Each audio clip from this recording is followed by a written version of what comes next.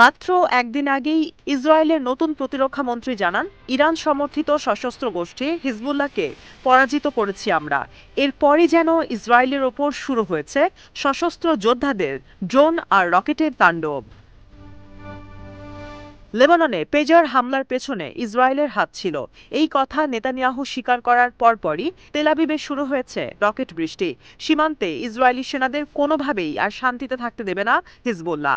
একের পর এক সেনা ঘাঁটি, অবরুদ্ধ বসতিতে হামলা চালিয়ে যাচ্ছে সশস্ত্র যোদ্ধারা। উত্তরাঞ্চলে আইডিএফ এর প্রতিরক্ষা বাহিনী সেনা ঘাঁটি আর বসতি লক্ষ্য করে সমানে চলছে ড্রোন আর রকেট হামলা। ইরান সমর্থিত এই সশস্ত্র যোদ্ধারা রোববার রাত আর সোমবার দিনব্যাপী রকেট, আর্টিলারি ও ড্রোন হামলা চালায়। বন্দর শহর হাইফাতেই হামলা হয়েছে ৮০টি রকেট দিয়ে। এ সময় আগুন ধরে যায় গাড়িতে, আহত হন অনেক ইসরায়েলি, ক্ষয়ক্ষতি হয় অনেক স্থাপনার। গোরেন বসতি, সাগরা ঘাঁটি, জেবুলন সেনা ঘাঁটিতেও হয়েছে হামলা। প্রতিটা হামলাতেই আগুন ধরে ব্যাপক ক্ষয়ক্ষতি হলেও সেটি এড়িয়ে যাচ্ছে ইসরায়েল। প্রতিরক্ষা বাহিনী বলছে, সোমবারই লেবানন থেকে আসা ২০০ রকেট ভূপাতিত করেছে আইডিএফ। ইসরায়েলি শহর সাফাদের দক্ষিণে আমিয়াদ ঘাঁটিতে রকেটের ব্যারেজ ছুড়েছে ইরান সমর্থিত যোদ্ধারা।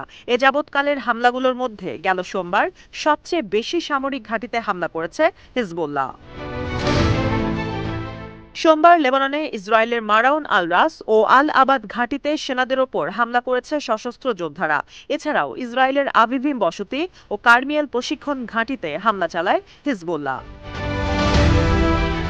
লেবাননের দক্ষিণের কেফারকিলা গ্রামে, যেখানে ইসরায়েলি সেনারা অবস্থান নিয়েছিল, সেই বাড়িতে গাইডেড ক্ষেপণাস্ত্র হামলা করেছে যোদ্ধারা। কামিকাজি ড্রোন ব্যবহার করে নাহারিয়ার রাগাভিম ঘাঁটিতেও হয়েছে হামলা। লেবানন আর ইসরায়েলের আরও অনেক বসতিতে একদিনে অনেক বেশি হামলা করেছে হিজবুল্লাহ।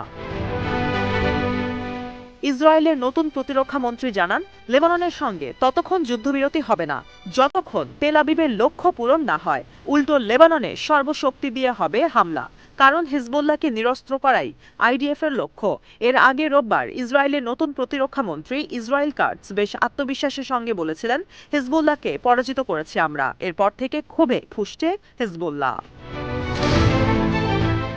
এদিকে ইসরায়েলের অবরুদ্ধ ফিলিস্তিন ভূখণ্ডে সামরিক স্থাপনায় ড্রোন হামলা করেছে ইরান সমর্থিত ইসলামিক রেজিস্ট্যান্স ইন ইরাক।